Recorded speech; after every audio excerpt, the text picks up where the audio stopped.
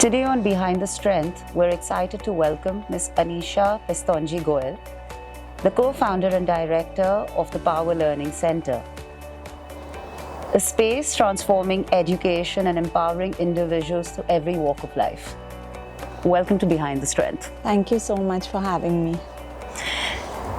Anisha, when did you first feel the need, or what was the catalyst in starting, or even the birth story of the Power Learning Center? So my son was a late talker. Okay. And we went for speech therapy, and then we got to know what was occupational therapy. Absolutely. And then through the years he got better with therapy, but it came to a point where he said, I don't want to go there anymore. So as a mom, when you know your child needs it and he doesn't want to go because a lot of the places are very clinical and not child friendly, I took a call and I said, okay, let me create something that will not only welcome him but a lot of other kids who might have a similar story, who don't want to go to a clinical setup, because as we know today, sensory processing disorder and these kind of difficulties are almost like 1 in 7, they say now. Absolutely, yes. So creating a safe environment where the child and the parent both feel welcomed, the learning will only benefit. Absolutely. In fact, I've been to your center. I have seen it. It's beautiful, and it is not only welcoming. I feel even your faculty is extremely warm, and they function very well with the children. And that's something very endearing to even see or even to have experienced personally. Yes. What does power learning mean to you? So the thing is that, therapy is such a heavy word. Right. And when any parent gets told by a school or notices by a pediatrician or something, therapy, the word is, it puts you down. So I just said, it's just a form of learning and it's just empowering the child. So why do we need to put that kind of word in the environment? Right. And this is definitely the place to empower both children and parents. Precisely. So that's where I came up with the name. No, in fact, that's right, because you hear the word therapy or you get called in, I don't think the child understands it. It's more the parent who goes through the stress. So how do you manage the stress on the parental end is more important, because the child is going to go with the flow. So it's both, right? For older kids, it's the stress of, knowing you need therapy. Right. For the younger ones, it's the parents. Precisely. Yeah, so when they come in, of course, it's crazy, but I take in every first call that comes into my center. Right. Because, I want the parent to feel comfortable coming into the space. Right. And I want to tell them that they are not alone. And it's not something that, for some children it's longer, but for others it can be just a 3-6 month fix. Exactly. And this is something like, you can say like it's polishing a diamond. That's lovely. So, that little polish will just like let them find like learning in a school or dealing with peers or social pressures so much easier than what they would be facing, say, if they had certain difficulties. Do you think occupational therapy, there have been people use these words. A lot of people do not understand them. I mean, of course, the professionals do. There are some people, this word has not even reached the term. True. And there were times earlier where I felt that children of probably the previous generations needed something like this. But for me, sure. There are so many issues. Yes. So I mean, now I realize it, but I definitely had like focus issues in a class of 50. And it wasn't that, my learning was affected. It was just that environment was not conducive to the way I learn. So of course there was no occupational therapy, and then instead of doing occupational therapy, what do parents do? They'll put one tuition and then they'll say group tuition and individual tuition, and just for the academic pressure. But the problem is not the academic, right? It's wholesome. Yeah, it's the focus and the way the child is not able to learn in that environment. It may be too stimulating. So over time, of course, as adults we have gone Right. and moved ahead. But definitely in today's generation, there's no need to, have to go through that stress. All of that, yes. Because, say I got over it or I didn't find it, but in today's generation, with social media and everything, There's so much going on. There's so much activity. There's so much pressure anyway. Pressure of the activity. Peer pressure, yes, precisely. Academic pressure. Though in the smaller environments, we do, say a smaller environment is good for our kids, but at the same time, a smaller environment also, doesn't let them breathe. Yeah. Yes. So, that way it just helps. Absolutely. In fact, it's we were having this conversation, you and I said it's always nice where a child finds their pond and Yes. they fit in the right pond. Absolutely. Okay. Who is Anisha outside the Power Learning Center? Because we know you as this representative of this lovely transformative space that you've created. Who are you outside of it? So I'm a very simple person. Other than Power Learning, you would not see me on social media at all. Yes, I get that. So, this space and the work that I'm doing just calls for this. So, yeah, I am shy. And I'm like, I love being a mom to my boys. I'm a homemaker. And I'm just like this disciplined person who likes to go and exercise in the morning, get to work, get my children going, and that's it. That's wholesome too. It's basically what gives you a lovely smile at the end of the day. What makes you happy is your Absolutely. strength, let's put it that way. Absolutely. Do you think traditional education and the Power Learning Center, if required, go hand in hand? Or is it something disconnected from it? Because according to me, it goes hand in hand. It is parallel. But of course, coming from you as... So, education, schooling is different. The Power Learning Center, of course, the primary goal is to help children along with schooling. Right. But there are certain children who are not able to go into regular schooling. And, we also empower like the NIOS system, which is Right. so teach them to, get a degree even though you're not able to go to school. So even that, the child has a way to at least educate and learn. That's if empowering. They can't, yeah, when they can't, handle the, the social pressure of school. Absolutely. In fact, that is something that I think is the requirement of the day, because what you're talking about could also lead to a lot of bullying in school, which is Absolutely. not the best for any child to kind of flourish in. Absolutely. What has been the toughest part of turning your business into, your passion into a business? So honestly, I can't say anything's been tough. Like, the tough part is seeing, parents have gone through years of therapy and not seen success.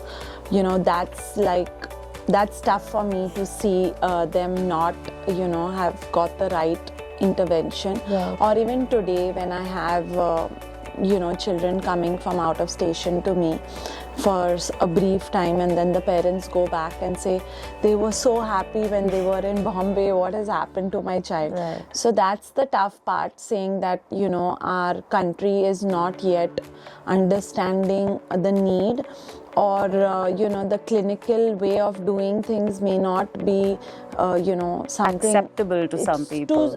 Or the children need more. We need to understand that we are in the Yes. end working with a child. I understand that is therapy, but it's also the mind, it's also the space, it's also the welcoming environment where they themselves don't feel threatened, like they Correct. don't first come in with a negative connotation that there is something wrong with me, and Right. that is why I'm in this space. So creating that warm and welcoming environment is the first step. Right. And of course, getting professionals to be responsible, Right. to have goals, to be accountable for a child's life is very important. Absolutely. In fact, that was going to be, my next, it's like a next question to you is, how do you break this myth or a taboo? It's very difficult, as you just mentioned, to kind of explain to the parents because they'll feel, oh, we have a deficiency. How do you break the myth of a deficiency to them, that it's not deficient? No, I have this question asked to me so many times. I'm sure. What did I do wrong? So firstly, Yes. the parents don't need to be harsh on themselves. Somewhere a child is born with a certain difficulty, and maybe over the years, at some point of time, if it goes untreated, and with the social pressure or with the academic pressure, the child behaves in certain ways that they can't handle the situation. Correct. So it's not something that, there are, like I said, there are children with diagnosis who need therapy for longer and, continued support.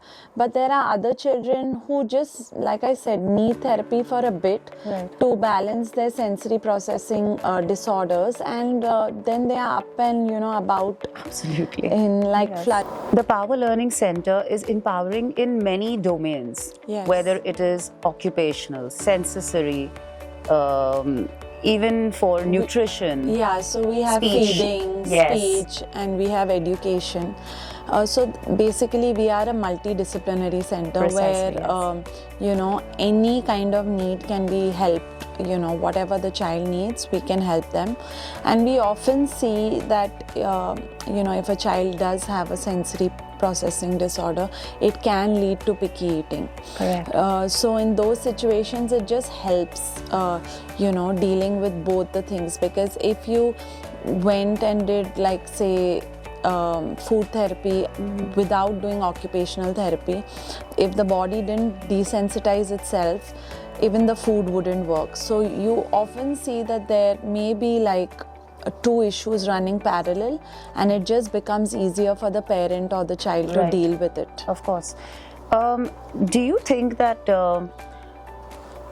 when a parent comes to you for, say, nutrition or, the picky eating, for instance, is it a purely physical approach that you follow, or is it also, as you said, occupational? Is it also a psychological kind of hand holding that is required? So it can be it can be psychological for older kids who've had sensory issues and not eaten it for years. Right. So they can have a sensory, and it can become psychological because they've not eaten. So then we have to train them in those ways. Exactly. There are certain kids who have like motor control issues where, coordinating how to bite, how to chew, how to move the food is an issue. So they can have those kind of issues. And the most common, of course, are the sensory issues where, you have some kind of sensory processing happening, and that will, like, they won't accept mixed textures, or they won't accept say a vegetable as a mix with a dal and roti, and so those are the things. But these are very fixable problems, and like I said, nutrition, all these are so important in today's day and time. Right, absolutely. The schools are longer today, and as parents, we do say that we don't put pressure on them, but I think all Indian parents have a certain mentality. Absolutely. So we do push them in ABC domains. So yeah, food is a very important Absolutely. domain to it plays a very imperative role in their development, and day-to-day handling of situations kind of changes if they have the right nutrition. Absolutely.